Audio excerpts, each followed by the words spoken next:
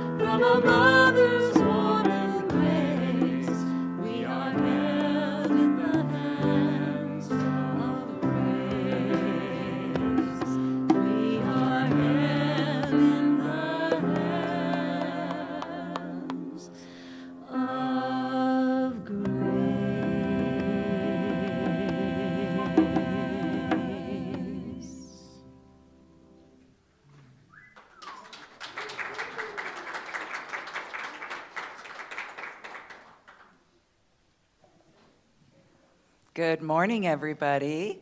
Good morning. Welcome to Unity on this beautiful Sunday. It's good to see everybody here. We also want to say welcome to our live streamers. We are glad you joined us, and we hope that you find something in this service that will cause you to return. I'd like you all to join me in our welcoming statement. And if we say it with zeal from the get-go, I will not make you say it a second time. How about that? Okay, ready? There is only one presence and one power in my life and in the universe. God, the good, omnipotent. Fabulous. Passed. That was very good. All right.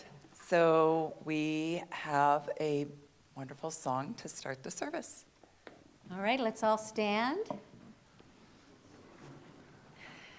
Get your breath going.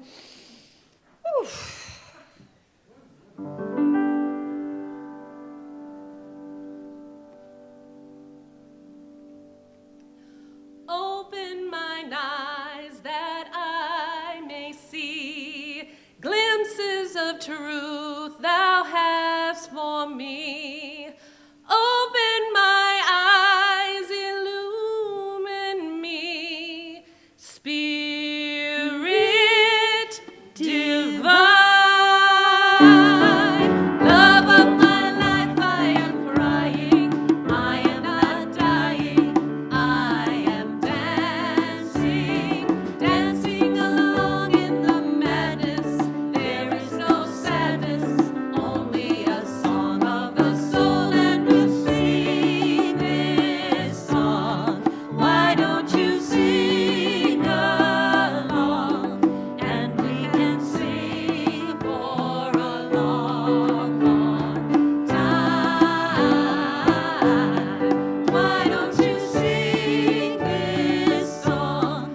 Why don't you sing along? And we can sing for a long, long time. What do you do for your living? Are you forgiving, giving shelter? Follow your heart, love will find you. Truth will unbind you. Seek out a song of the soul, and we'll sing this song. Why don't you sing along? And we can sing for a long, long time. Why don't you sing this song? Why don't you sing along? And we can sing for a long, long time. Come to your life like a warrior, nothing will bore ya. You can be happy. Let in the light, it will heal you, and you can feel you.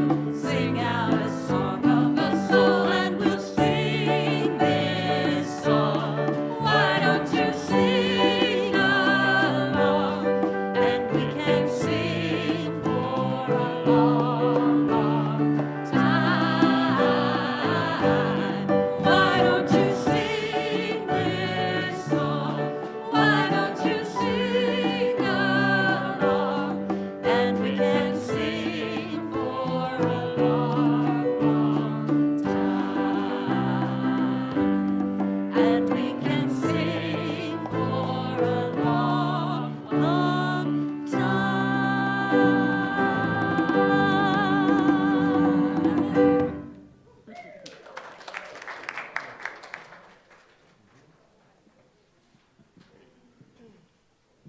All right. We would like to take a minute to send the children off to our youth and family ministry. Chrissy and Mandy will be with our youth, and Cindy and Brianna will be in the nursery.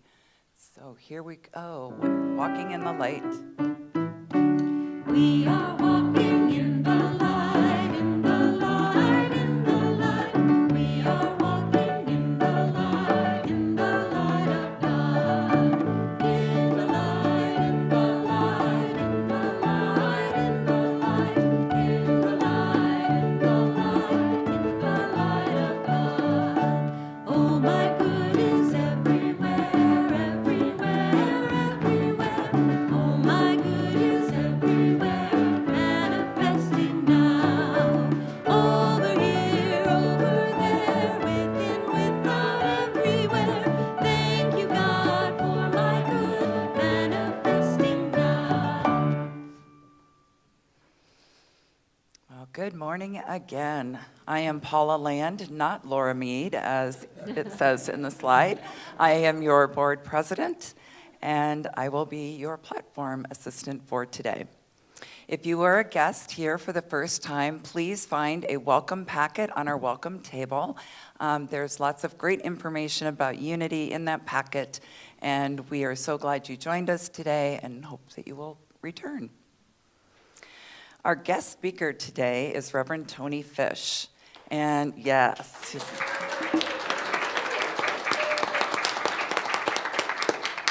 I had the good fortune of meeting Reverend Toni at the Great Lakes Unity regional conference and just became quickly connected. And she's somebody who's very much so easy to be with. But her official credentials are that currently she is serving at Unity of Minneapolis, where she has been since March of 2020, which we know what happened at that point.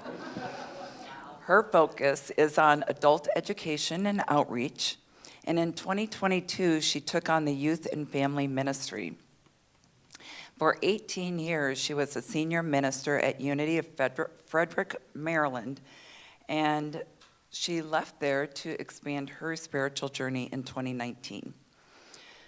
She was a board member of Unity Worldwide Ministry Board of Trustees for 9 years and served as the president of the board during her final year. So, some great credentials there. Our musician today is Chance Maynard.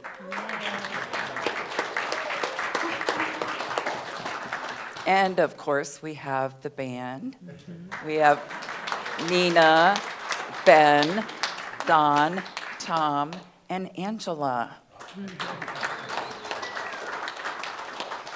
So we do have a brunch after the service, but before we head to the brunch, stop in Sacred Grounds and Books because the Community Creates team has been busy making Valentines. So this would be the Sunday to get them. I'm sure you will find one for that someone special. The brunch is being prepared by Ashley and hospitality team members, and they have prepared pasta and green salad along with a sweet treat. So remember to show your appreciation for the food and for the great efforts by placing a love offering in the basket. We will be trying to have a square available for those who don't carry cash, so you can just swipe your card. Then at 11:45, you are invited to join Reverend Toni right back here in the sanctuary for her workshop titled More About Parables Then and Now. So it will begin no later than 11:45. And if we are all seeming to be done sooner, we'll just ask people to start heading this way. So on Thursday morning, we are continuing our discussion of the 4 agreements. It has been a lively group, and that will be continuing for 1 more week through February 22nd. Make sure you bring your favorite coffee or treat, or tea, or whatever you want to munch on, drink. The next discussion group will be on the book Living Buddha, Living Christ by Thich Nhat Hanh. That'll be starting March 7th. Good picks. Barb Buchanan is offering a monthly meditation on Wednesday, starting this Wednesday, the 14th. So right before you go off for your Valentine dinner, you can come get your meditation in, and that will be in the Mabel Swanson Chapel. And next Sunday, our guest speaker will be Angie Catt with music. So it'll be both talking and music mixed together. So you won't want to miss that. Her message is, "Let love sing you home." Lent begins February 14th, and Jan and Susan Griffith, our licensed Unity leaders, will be doing a conversation based on the new Lenten booklets, and they'll be doing that every Sunday from 9 to 9:30 in the Sacred Grounds and Books. So if you haven't gotten your Let Go, Let God Lenten booklet, make sure you grab one. They are free for congregants. And if you have a prayer request today, Barb Buchanan, our licensed Unity leader, will be at the prayer room ready to pray with you.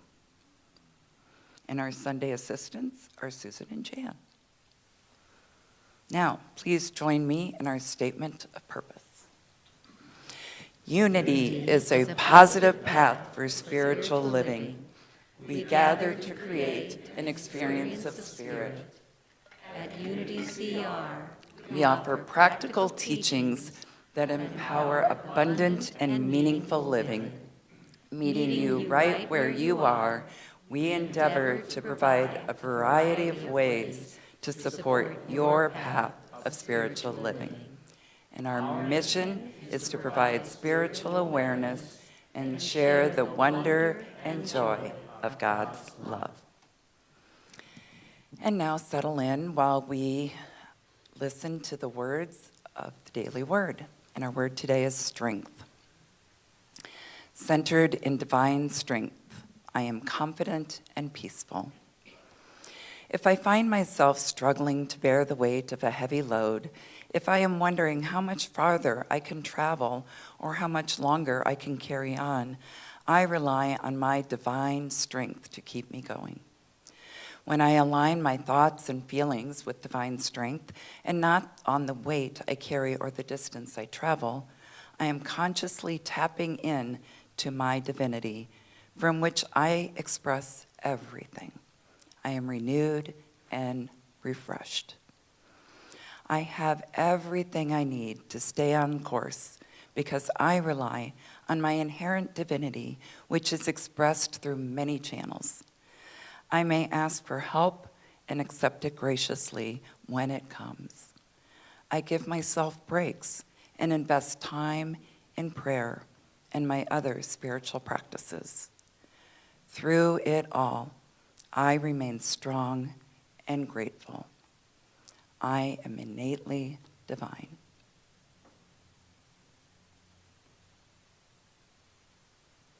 Let's all stand.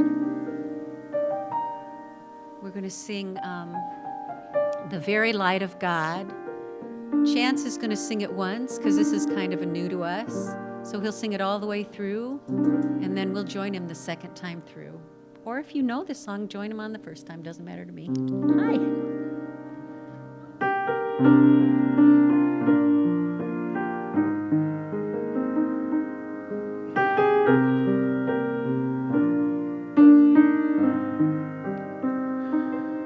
There's a light that shines in this room. There's a presence I can feel in this place. There's a spirit moving through us, alive in every face.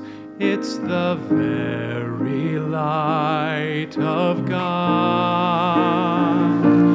There's a light that shines in this room, and we live and move in its glow. In this moment there's a oneness, the truth of who we are. We are the light, the very light of God. We are the light, the very light of God. Please join us. There's a light that shines in this room. There's a presence I can feel in this place. There's a spirit moving through us, alive in every face. It's the very light of God. There's a light that shines in this room, and we live and move in its glow. There's a movement, there's a oneness, the truth of who we are. We are the light, the very light of God. We are the light, the very light of God.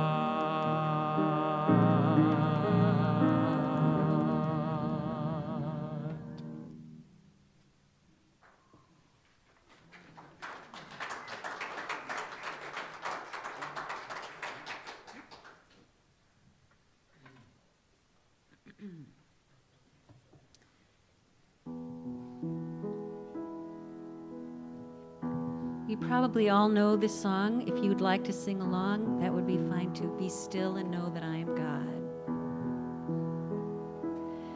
Be still and know that I am God. Be still and know that I am God. Be still, be still, be still and know that I am God.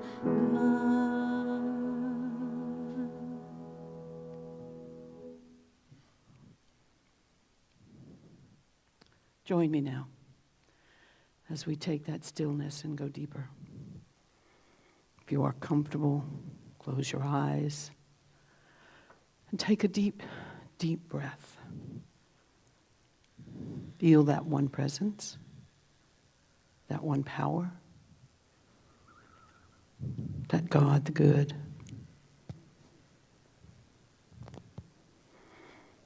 With each breath, we become more and more aware of the connection that we have with each other.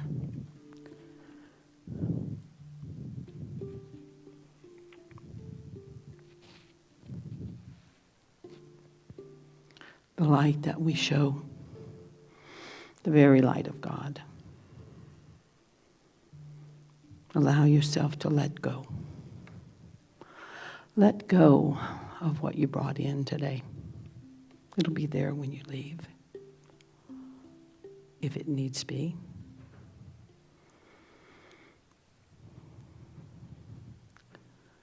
Using our faculty of imaging,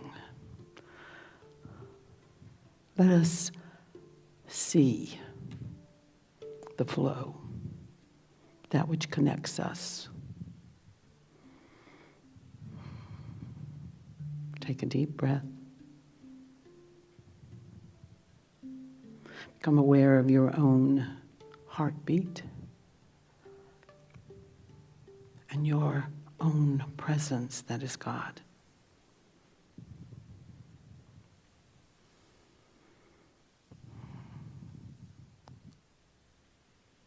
And as we center ourselves in that space, as we open our awareness consciously to that connection, may you hear the words that I'm to read in your own space, in whatever they mean to you today. And this is a parable, a story. An old rabbi once asked his pupils how they could tell when the night had ended and the day had begun. Could it be, one asked from his students, could it be when you can see the animal on the distance and tell whether it is a sheep or a dog? No, answered the rabbi. Another asked, is it when you can look at a tree in the distance and tell whether it is a fig tree or a peach tree? No, answered the rabbi. Then what is it? The pupils demanded.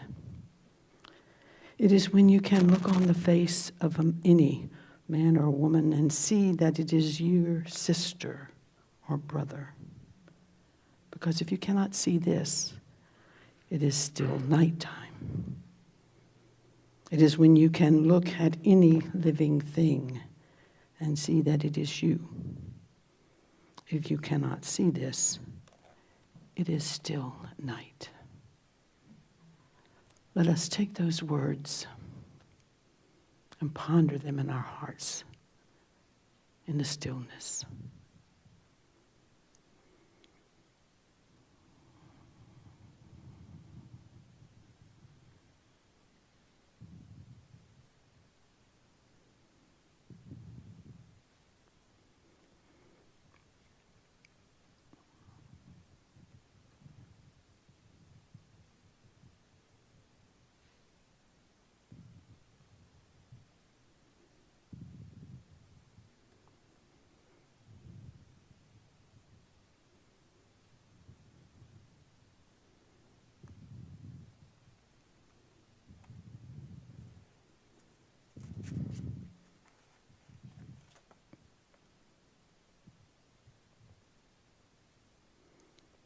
And how shall we know that the night has ended and the day has come?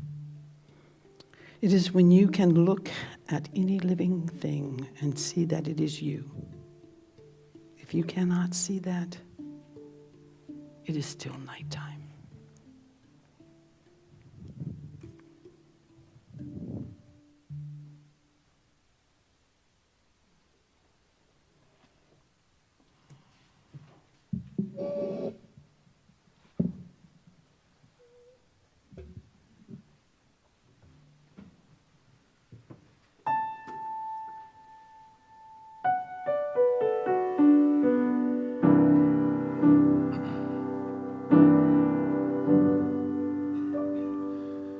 On a clear day,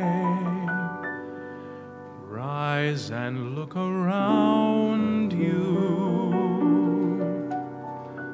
and you'll see who you are. On a clear day, how it will astound you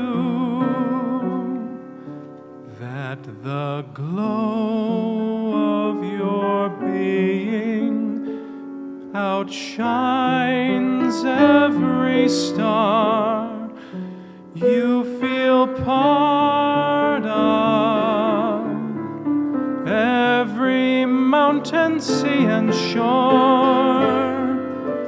You can hear from far and near a world you've never heard before.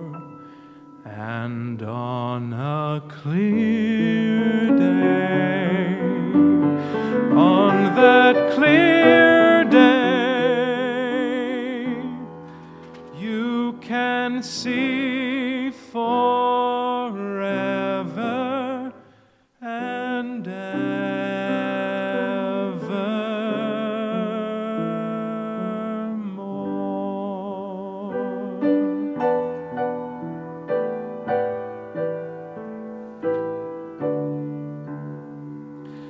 on a clear day, rise and look around you, and you'll see who you are. On a clear day, how it will astound you that the glow of your being outshines every star you feel part of, every mountain, sea, and shore. You can hear from far and near a world you've never heard before. And on a clear day, on that clear day, you can see forever and ever and ever and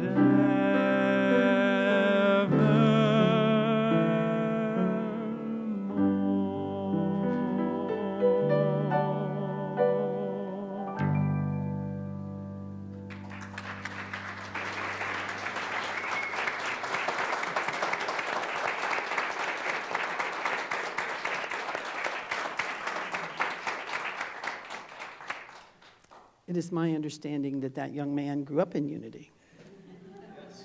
Isn't that amazing? That's awesome. Thank you. Thank you for the music. You guys are just wonderful. That Michael Gott song touches me. It's one of my favorites. So, good morning. Good morning. Thank you guys for inviting me here. I saw all kinds of familiar faces as I walked in. I find out even one of my folks back home used to be here. So it's just really good to be in this energy and in this space. And have you ever had your mama or your daddy or somebody tell you that your eyes were bigger than your stomach? You know what that means? Well, number one, I grew up in the South. I grew up down in Louisiana. Spent young life down there, and then moved north of the Mason-Dixon line and keep going further and further north. And it's something my family doesn't quite understand. I invite them to come and visit me. And they laugh and they say, "Do you know how cold it is up there?" I said, "Yeah, I do. But when I was talking with Paula about this lesson today, I had just discovered this book. This book, not this author. This is a book by Amy Jill Levine. And she is, or was, she's retired now, but she was a university professor of New Testament and Jewish Studies, the E. Rhodes and Leona Carpenter Professor of New Testament Studies and Professor of Jewish Studies at Vanderbilt. She is recently retired. But I'd learned of her when I was doing a class on the book Jesus' New Plan for the World by Richard Rohr, and he referenced her. So I picked this one up. Actually, my sister, who was a dyed-in-the-wool Methodist, suggested that I try that book. She said, "You'll like it. It's really good, right up your alley." So I picked it up, and it's blown my mind, because what Amy Jill does is she takes us back to first century, to what the Jewish audience that was listening to Jesus would have heard. Not what we hear from the parables, but what they would have heard, given the context in which they live.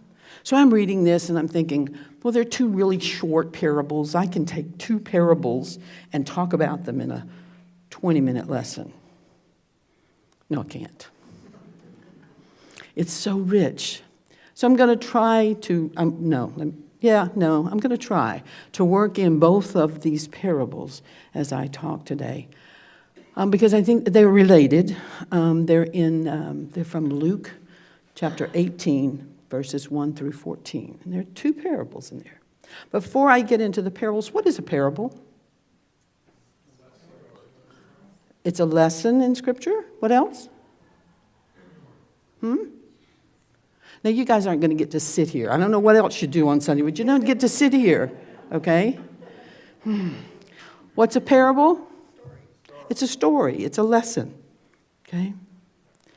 Let me read you a definition by C.H. Dodd, who has written quite a bit in this area. And he says, at its simplest, a parable is a metaphor or a simile drawn from nature or common life, arresting the hearer by the vividness or strangeness and leaving the mind in sufficient doubt about its precise application to tease it into active thought. Yeah, that's what I said too. In other words, when someone hears it, the hearer should give you pause and turn your world upside down.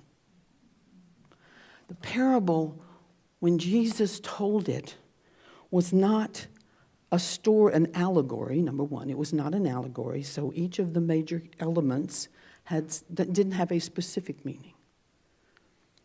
In fact, many times the characters were caricatures of something going on at the time, and there was just enough out of sync to make you stop and think. Remember Jesus, he said, those who have ears to hear this. It wasn't that you just should hear it, you have to think as well. So the two parables that I want to look at, before I go there, Ed Rabel, who was one of the original masters of teaching at the school, said that there are multidimensional meanings to all of the parables. So we know that there is the literal meaning, but there's also the metaphysical meaning. I'm going to give you an example of both of those, but then there is also this other meaning that Amy Jill brings into us, and that is the contextual meaning of what was heard in first century. Okay? So we're going to talk about two.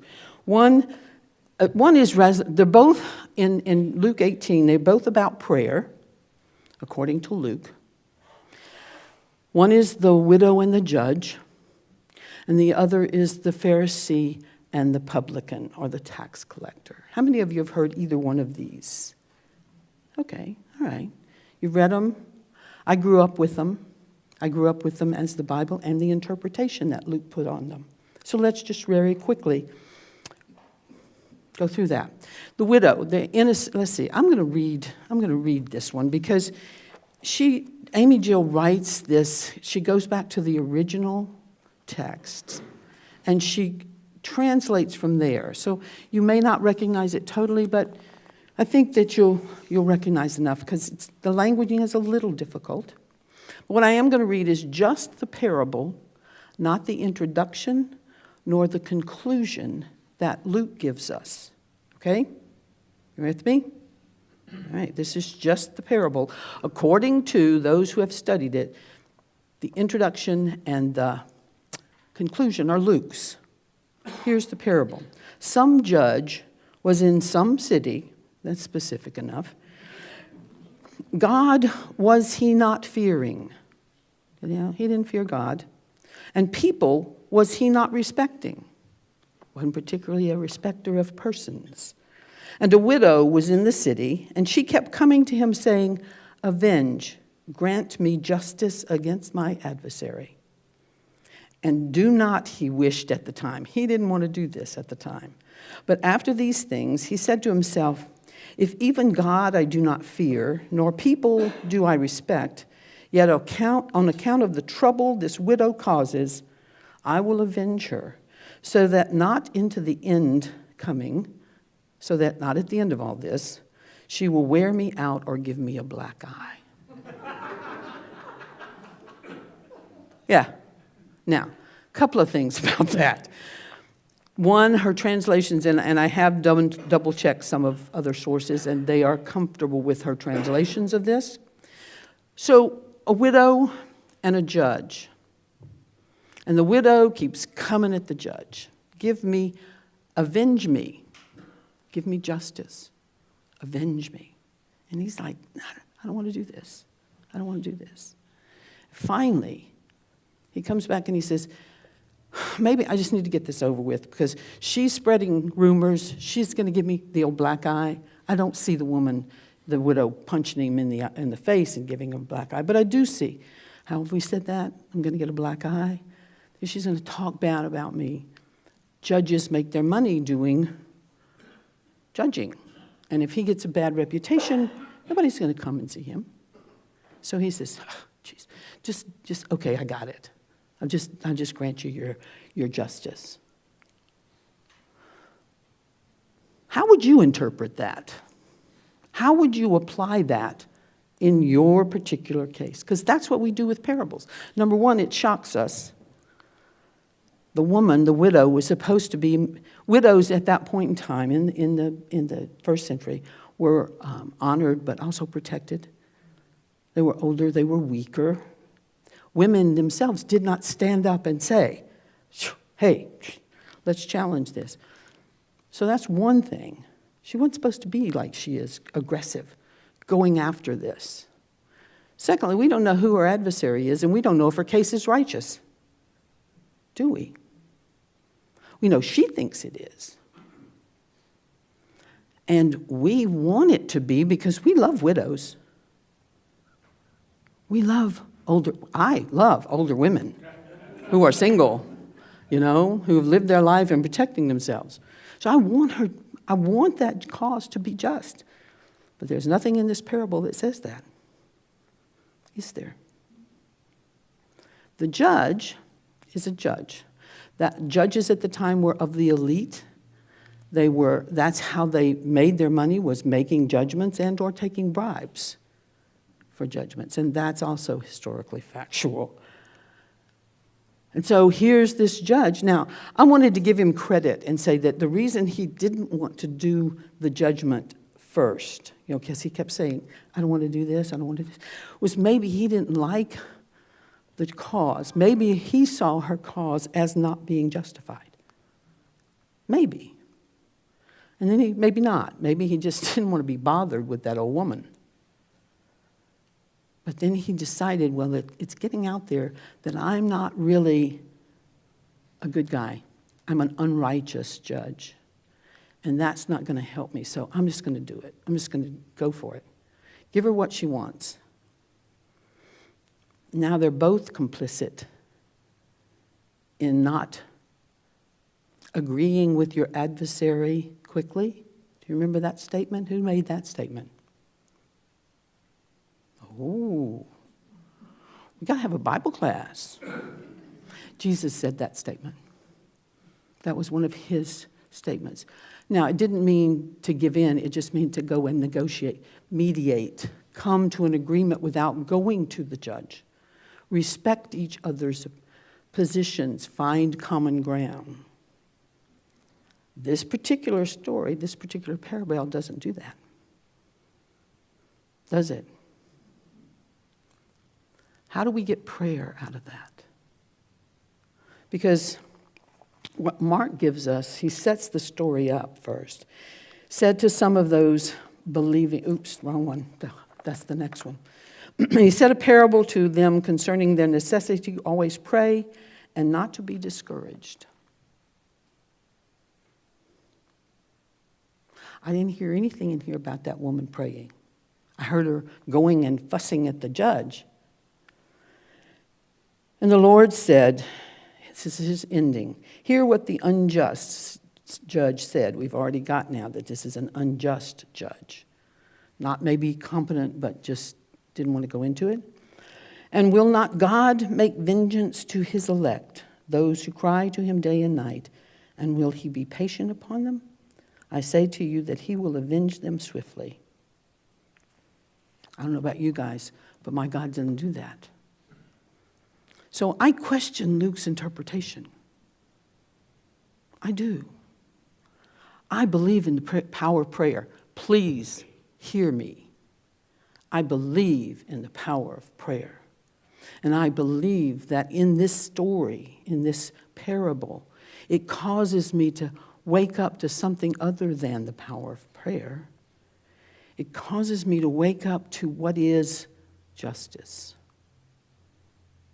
And how do I get to justice?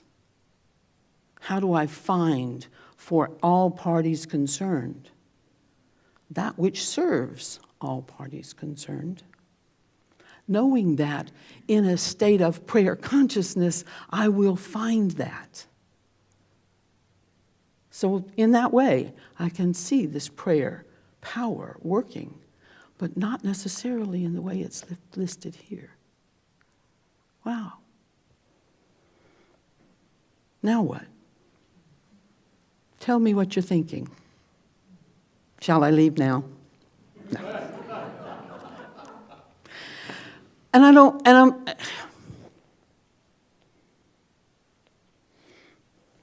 I think it's important for us today, number one, to go back and hear what was being said then that was not overlaid by.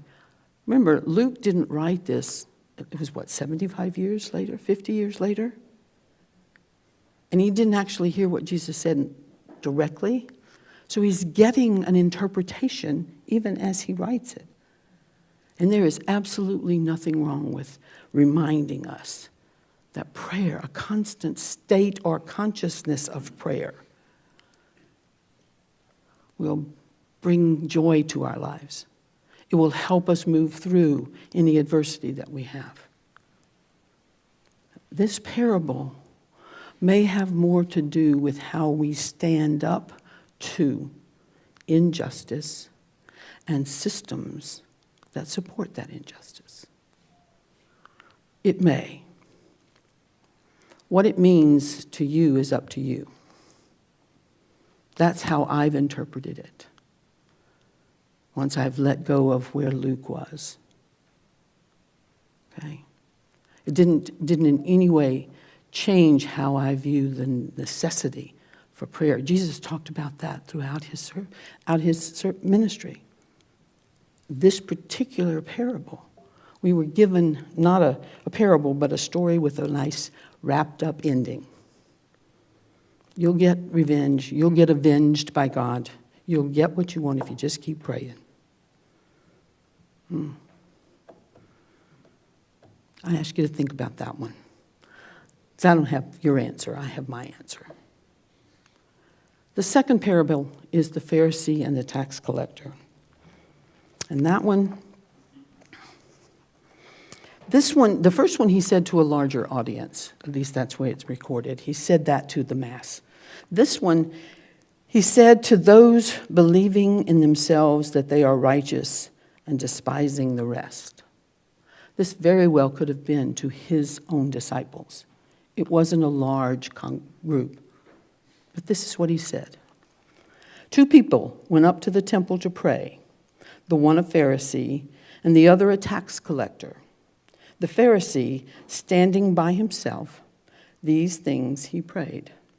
O God, I give you thanks that I am not like the rest of people, greedy, unrighteous, adulterers, or even this tax collector. I fast 2 times of the Sabbath, that is each week. I give 1/10 of whatever I acquire.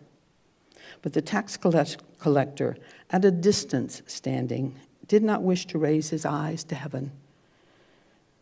But he beat his breast, saying, O God, be merciful to me, a sinner. Prayer. How do we pray? I grew up learning that the Pharisee was a sanctimonious poppycock. That's a good southern word for you. He was an egotist. He was basing all of his savingness on good deeds.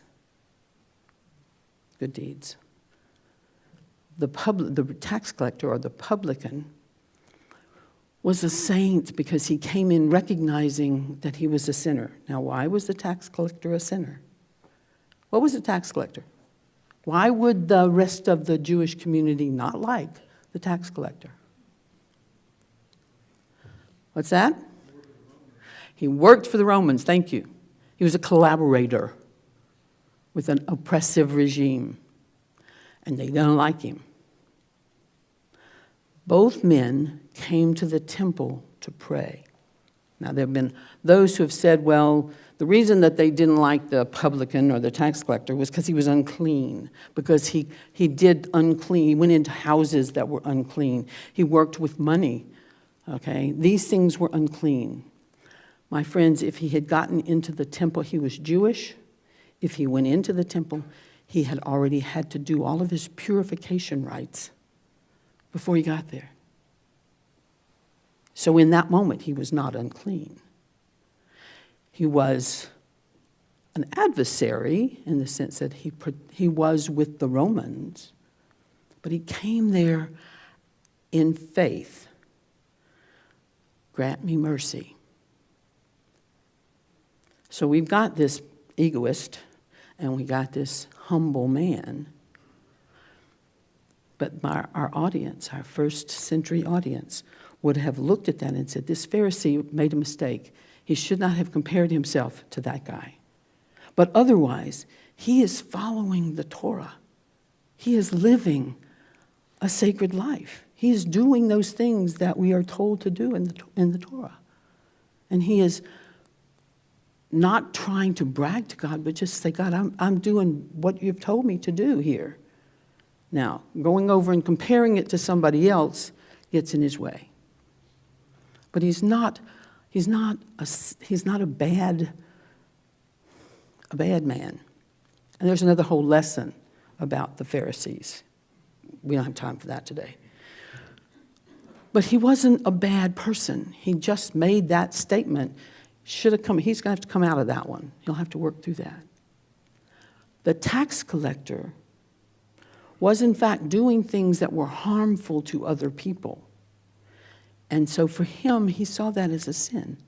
And he wanted to be saved. He was in God's house, asking God to forgive him. What he didn't say was, when I leave here, I'm not going to be a tax collector anymore. Did he? Forgive me, God. Oh, and by the way, I'll be back next week to ask you to forgive me again. because I'm not going to stop being a tax collector. At least that's what we can read into that. Now, he may have not done that. But it causes us to think, or at least caused me to think. Let me rephrase it. It caused me to think, how often have I gone into my prayer recognizing I'm cool, man. I'm the minister. I did this social active work, and I counseled with this person, and I taught this class, and I stood up here and preached to you guys. I'm good. And then I turn around and say, well, but, I'm better than those guys. I'm better than the Baptist ministers that I grew up with. No, maybe not. No. And also, how many times in my prayers have I said, wow, that action that I did last week really wasn't cool. That thing I said to somebody as part of wasn't really cool. That was not a good thing. Please forgive me. And next week I say the same thing. Or I do the same thing. That parable is about the fact that God looks on both of those men and says, God bless you. He didn't condemn either one of them, because he doesn't condemn any of us. The Jews of the time would not have appreciated that. You can't forgive the tax collector. And at the same time, they knew that that tax collector was one of God's children and would, in fact, be received in God's house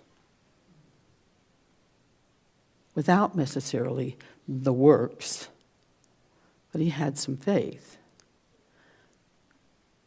The Pharisee had the works, maybe not all the faith. It takes both. In our prayers, we have to move our feet. We have to make the changes. So when we read these parables, it's important for us, one, to understand the context in which they were given. It may very well change how we see that parable. It also will help us to see where it fits into our lives today. It's important to take that parable and find a way to make it real today. This afternoon in the workshop, we're going to look at 4 more parables about the lost. We're going to look at the lost sheep, 3. The lost sheep, the lost coin, and the lost sons. We know that better off as the prodigal son. We're going to look at those in their original meanings, and then we're going to say, so what? So what? That's what the parables do for us. If we read them without the interpretation around them, we may come to that same interpretation that Luke came to, or Matthew, or Mark. We may not. And it's important for us to make it ours. Make it real. That's what Jesus did. He told stories that challenged us and that asks us to open to the rest of his message. Love, compassion, justice, nonviolence. Those are the messages. And each parable will give us something there. God bless you.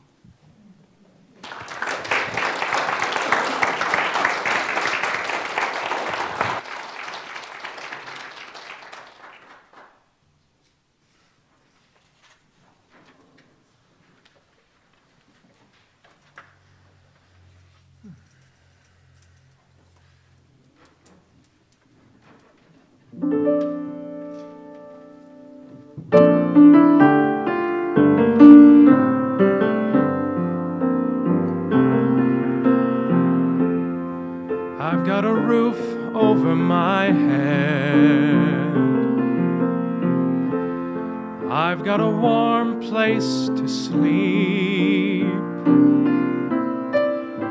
Some nights I lie awake counting gifts instead of counting sheep. I've got a heart that can hold love. I've got a mind that can think. There may be times when I lose the light and let my spirit sink, but I can't stay depressed when I remember how I'm blessed.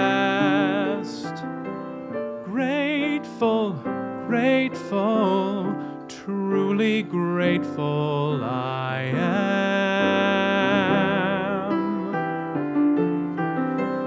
Grateful, grateful, truly blessed and duly grateful.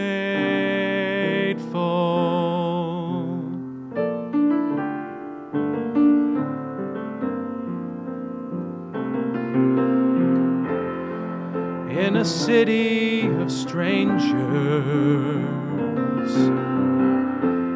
I've got a family of friends. No matter what rocks and brambles fill the way, I know that they will stay until the end. I feel a hand holding my hand. It's not a hand you can see, but on the road to the promised land, this hand will shepherd me through delight and despair, holding tight and always there. Grateful, grateful, truly grateful I am.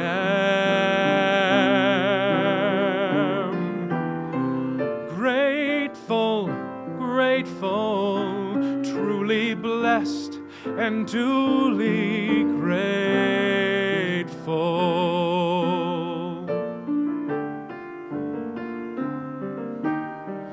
It's not that I don't want a lot, or hope for more and dream of more, but giving thanks for what I've got makes me so much happier than keeping score.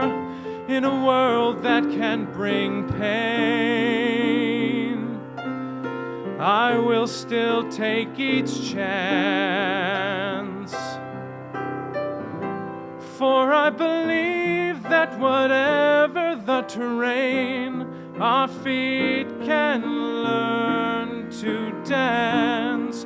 Whatever stones life may sling, we can moan or we can sing.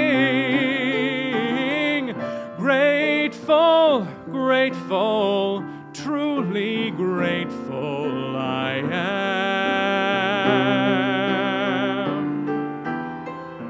Grateful, grateful, truly blessed and duly grateful.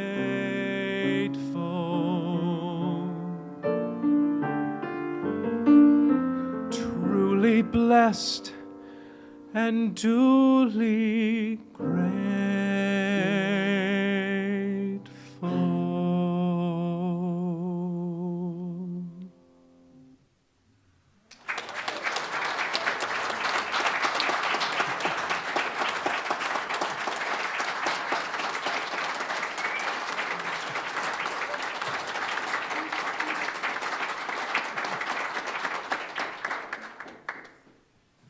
Chance, we are grateful for you. While the ushers are coming forward, I invite you to hold your blessing in your hand. And we also invite those who are on live stream to prepare your offering by using the links that are available on the website. We bless all offerings in these baskets and the abundance they will soon receive. As we prepare to enter into the sacred act of giving, we give generously, we receive thankfully, and we give again with so much gratitude. Amen. So now join me in our offertory statement. Divine love, through me, blesses and multiplies all that I am, all that I give, and all that I receive. I am grateful.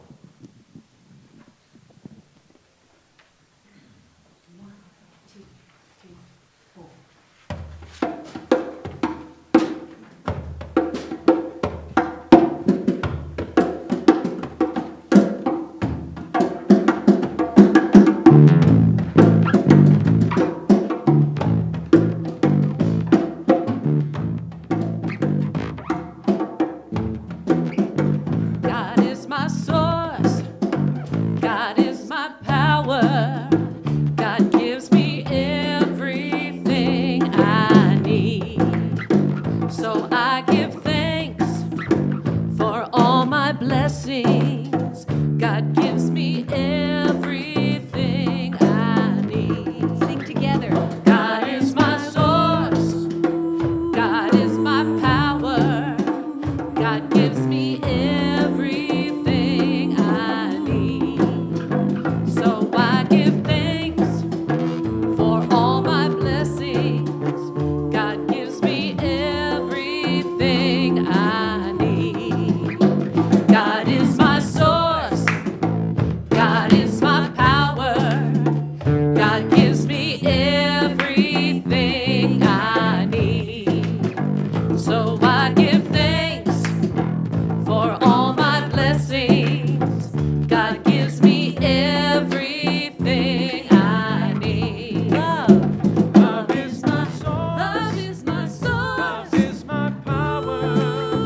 Love gives me Everything I need. So I give thanks So I give for thanks. all my blessings. Love gives me Everything I need. Joy. joy is my source. Joy is my source. Joy is my power. Joy gives me everything I need. So I give So thanks I give thanks. for all my blessings. Joy gives me Everything I need. peace is my source. Peace is my Peace source. gives me power. Peace gives me Everything I need. so I give So thanks I give for thanks. all my blessings. Peace gives me Everything I need. God is my source. God is my power. God gives me everything I need. So I give thanks for all my blessings. God gives me everything I need. God gives me everything I need. God gives me everything I need.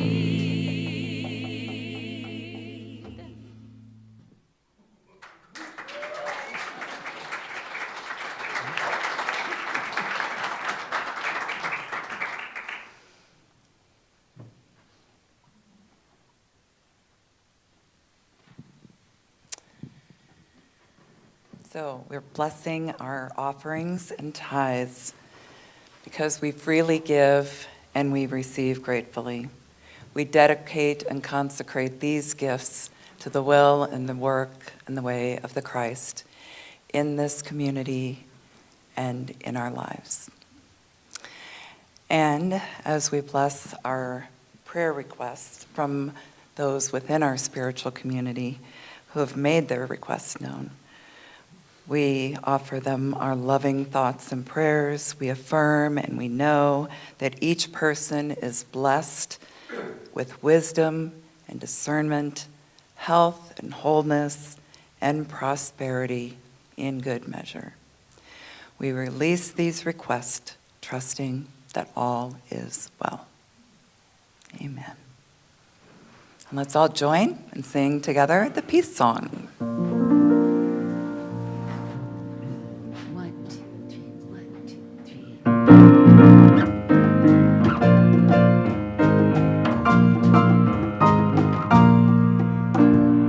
Let there be peace on earth, and let it begin with me.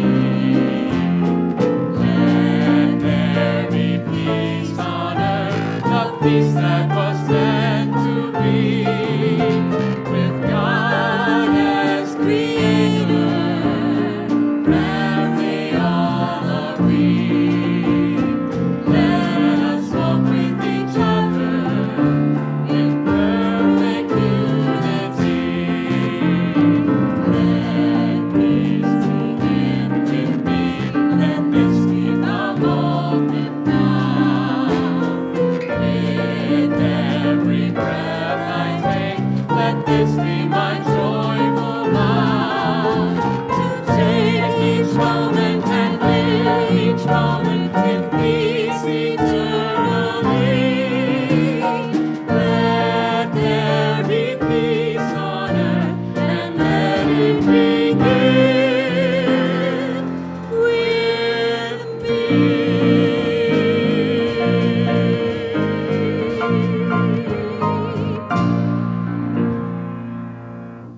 The light of God surrounds us.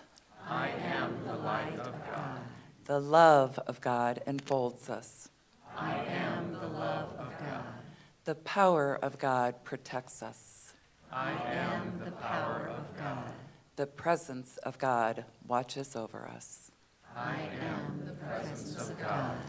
Wherever I am, God is. And that's the truth. Okay, so let's do Clear Day, the rhythmic version. Okay? Ready, Chance? You okay with that? Want to sing? Clear Day, rhythmic version. Yep. Ready? On a